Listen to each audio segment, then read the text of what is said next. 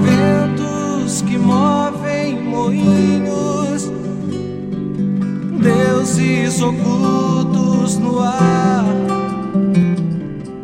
Qual dentre tantos caminhos devemos trilhar?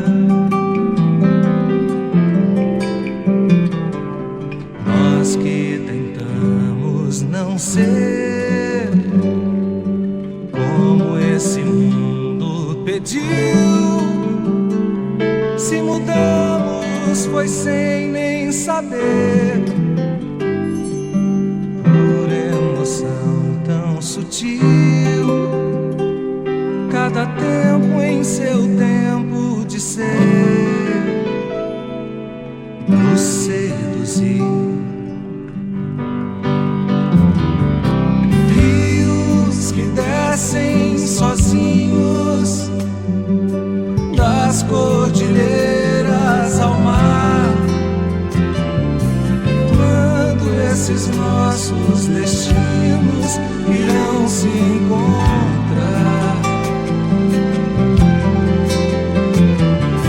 Já não devemos temer sobreviver por um triz. Algum dia faremos nascer bênção da mesma raiz, esse filho que vem aprender a ser.